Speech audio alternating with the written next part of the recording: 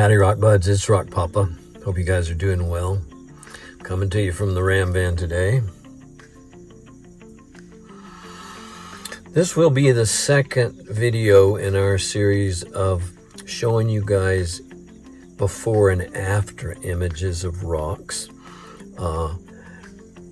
as they are affected by Greenschist Facies metamorphism and amphibolite Facies metamorphism. Last time we looked at some felsic rocks and saw what happened to them, and today we're going to look at some intermediate composition rocks that have some quartz in them, but not a lot, and some iron and magnesium in them, but not a lot. And see what Greenschist Facies metamorphism and amphibolite Facies metamorphism does to these, and we're going to focus on pictures of these rocks.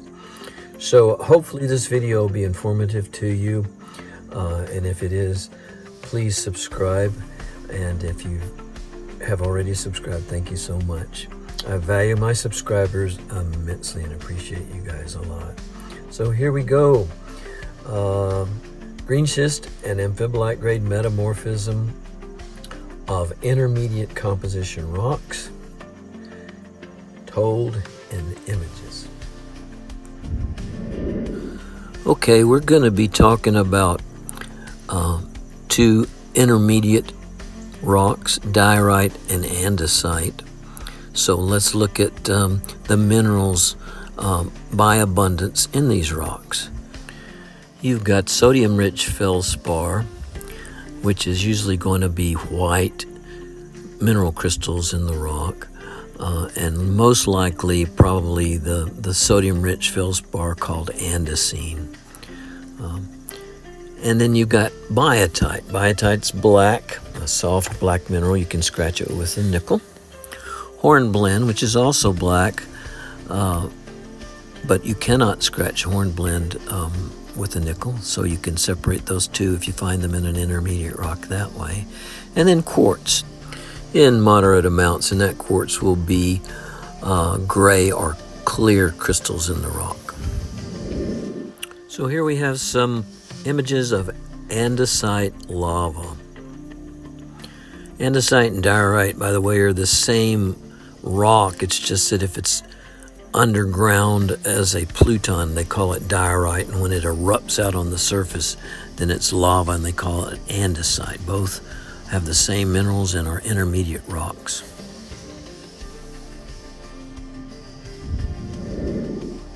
Andesite and diorite are both abundantly found in subduction zones.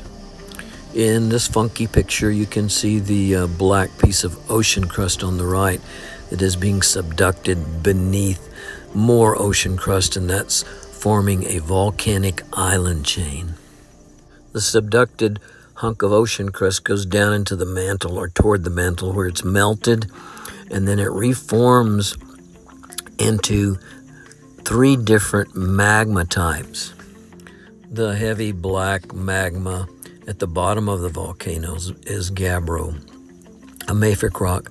The speckledy stuff is what we're interested in. That's going to be diorite, the intermediate magma, and then the white stuff up at the top is granite magma.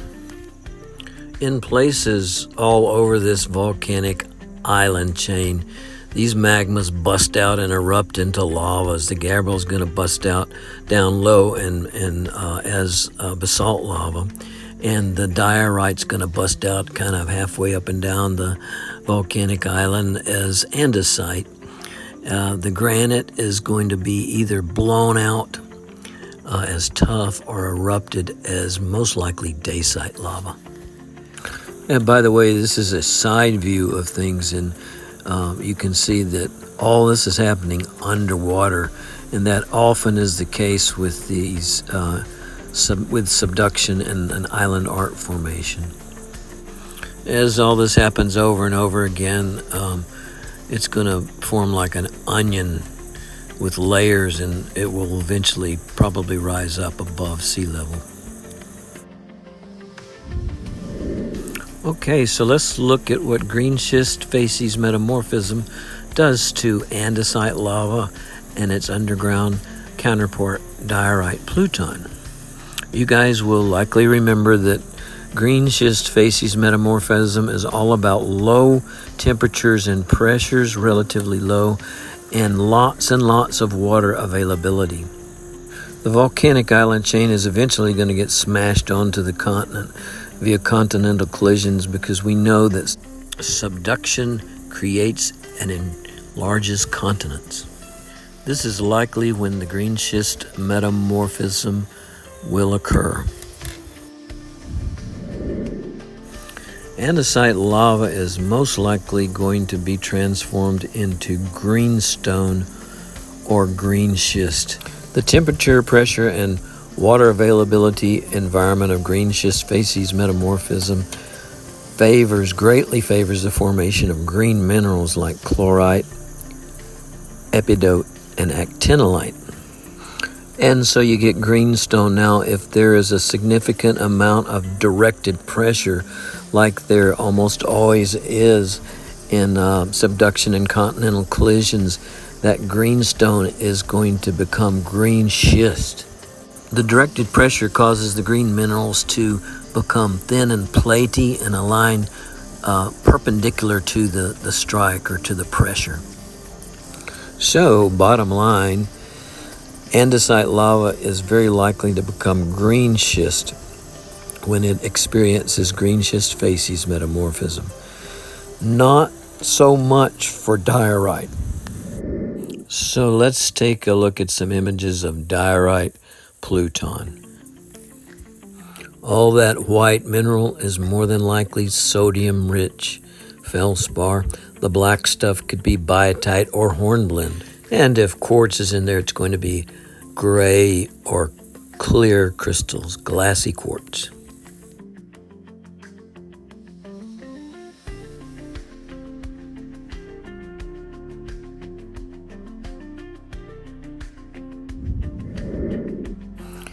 The diorite pluton is going to be fairly deep underground where water is less available. It's going to be large, so water is not going to be able to penetrate into the pluton, and temperature and pressures are going to be greater because of the depth of the pluton.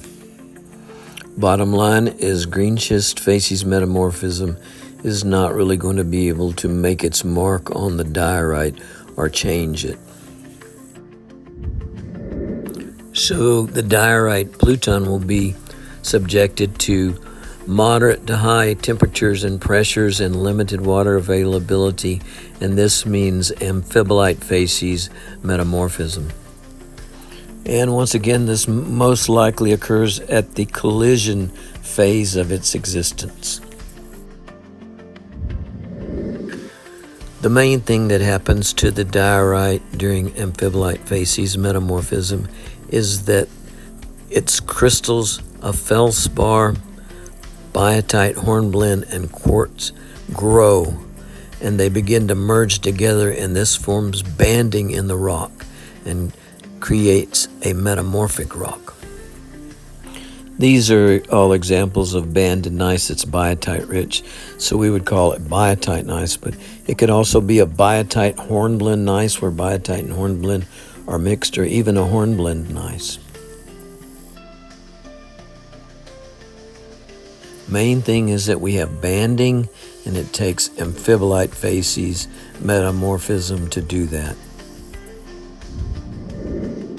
In this Rock D map of Georgia and South Carolina, the area between the two red lines represents several volcanic island chains that were smashed onto the continent.